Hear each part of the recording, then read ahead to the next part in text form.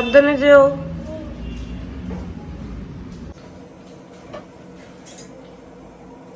Good morning, সুপ্রভাত, welcome to our channel. কেমন আছো সবাই? আশা করি তোমরা সবাই খুব ভালো আছো, সুস্থ আছো। আমিও খুব ভালো আছি, সুস্থ আছি। এখন ঘড়ির কাটার সময় হচ্ছে 8:55। ব্লগটা শুরু করছি। আজকে প্রচুর কাজ, তার মধ্যে জামা কাপড়টা আমার মেলা হয়ে গেছে, পুরোটা দেখালাম না। আর বাইরে জানলায় সব জামা কাপড় মেললাম, কালকে রাতেই মেশিনটা চালিয়ে দিয়েছিলাম। অতনু পুজোর বাজার হাট করে নিয়ে এসছে, সেগুলোকে গুছালাম, সব বাসনপত্র বের করলাম, সেগুলো মালা দিয়ে এসে ধুয়ে দেবে। এখন আমি আর দিদি সব সবজিগুলো কেটে ফ্রিজে রেখে দেবো, কারণ সকালবেলা রান্নাবান্না হবে। যেদিন রান্নাবান্না হয় সেই দিন কেটে ধুয়ে রান্না করাটা পসিবলই নয়। তাই আমার যেহেতু এখন দুটো ফ্রিজ, তো সেই জন্য আলাদা আলাদা করে রেখে দিতে আমার কোনো অসুবিধা হয় না। আগে খুলে ফ্যানের হাওয়ায় রাখতাম, নাহলে এসি চালিয়ে রাখতাম। এখন আর ঠাকুরের আশীর্বাদে সেই অসুবিধাটা হয় না। চলো তোমাদেরকে দেখাই।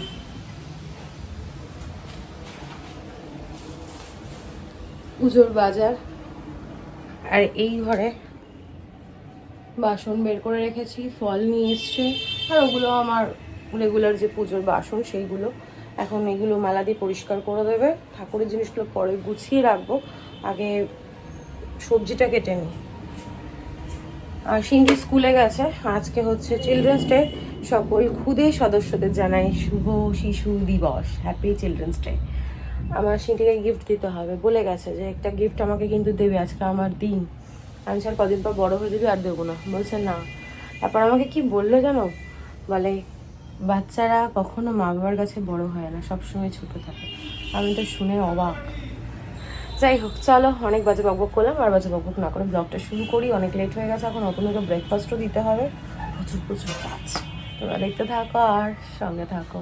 আমি ভীষণ মিস করছিলাম কাজটাকে, যে রোজ এই ভিডিও করা, এডিট করে আপলোড করা। তবে যেই 2-4 জন আমার জন্য অপেক্ষা করে থাকো, তাদের জন্য। তো চলো দেখতে থাকো। ভাড়ালিটা কিন্তু আনে নাই।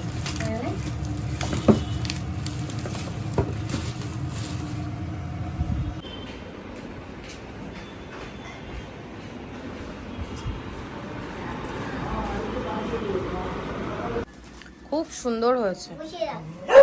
না, এখন বসাবো না। নকশাটা তো খুবই ভালো হয়েছে। ভালো লাগছে ওয়ার্ড্রপটা এখন?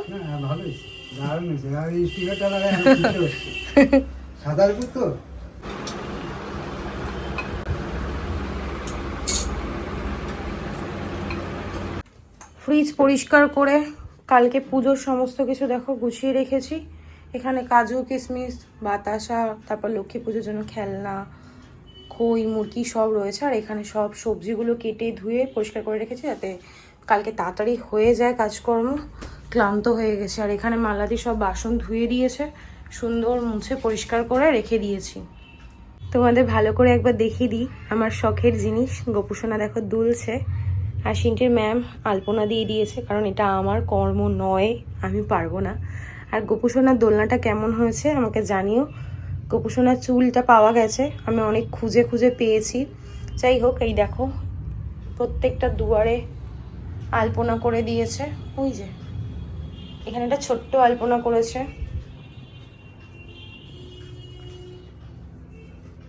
কোনটা বেশি ভালো লাগছে আমাকে জানিও। আমার তো সবকটাই ভীষণ ভালো লেগেছে। সব থেকে ভালো গোপুসোনার দোলনাটা, তাই না? গুড ইভিনিং, এখন সময় হচ্ছে 8:25। স্নান টান করে ফ্রেশ হলাম। আজকে না আমার শরীরটা ভালো ছিল না, ভালো লাগছিল না, এখনো লাগছে না, কিন্তু ওই যে মনের জোর। আর কালকে বাড়িতে পুজো, সেই জন্য করতে হবে। আর পুজোর কাজ করতে আমি ভীষণ ভালোবাসি। মা আসবে, আর আমার শাশুড়ি মাকে বলিনি আমি আসতে, তার কারণ কালকে এত খাটাখাটনি হয়েছে। তারপর ফ্ল্যাটটাও পুরো গোছানো হয়নি, ওই বাড়িতে আগের বাড়িতে জিনিসপত্র রয়েছে, তো সেই জন্য আমার শাশুড়িকে আর আসতে বলিনি। আমার মা আসবে, আজকে থাকবে। তো মা নাড়ু করে দেবে, তিলের নাড়ু, নারকেল নাড়ু, চিনির নাড়ু। মানে নারকেল নাড়ুই দুটো, একটা গুড়ের একটা চিনির নাড়ু হবে, মালপোয়া হবে। এইসব করতে করতে অনেকটা সময় লাগবে, ওই জন্য মাকে বললাম তুমি আজকে থেকেই যাও। আজকে দুপুরবেলা না এত মানে শরীরটা খারাপ লাগছিল। শরীর খারাপের থেকে কি বলতো, আমার শরীর খারাপ না, মাথা যন্ত্রণা। এটা আমার একটা ভীষণ বাজে রোগ। তো ঘুমিয়ে পড়েছিলাম। তারপর সিন্টির ম্যামের আসার কথা ছিল আলপনা দেওয়ার জন্য।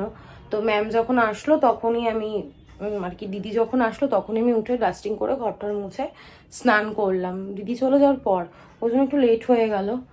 এখন একটু রেস্ট নিই, মা আসলে আবার কাজ করতে হবে। তো চলো আবার পরে দেখা হচ্ছে, এখন ভিডিও এডিট করার আছে সেটা করি, পরে দেখা হচ্ছে। কাজ করার জন্য রেডি? কোন দিকে মুখ দেখাবো? বললাম কাজ করার জন্য রেডি? ঘুম পাচ্ছে বললাম। চলো, বাজে এখন 9:40, মা চলে এসছে, এখন যাব রান্নাঘরে। মা চলো কাজ করি। এখন হবে নাড়ু, তো চলো ফ্রিজ থেকে সব বের করে নারকেলটা মা কোড়া। তুমি করো। সিঁড়ির এখানে দাঁত তোলার পর্ব চলছে। এনো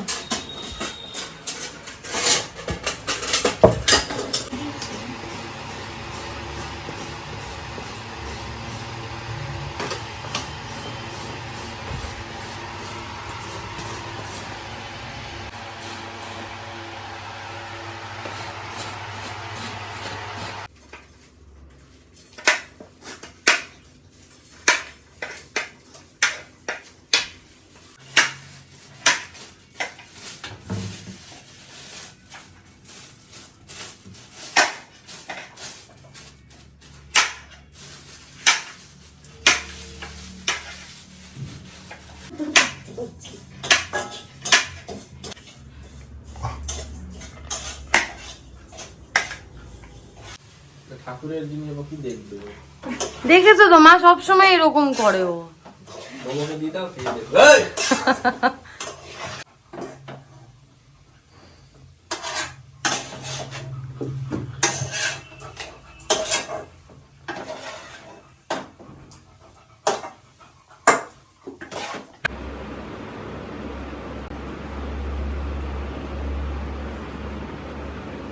মায়না দাঁড়া।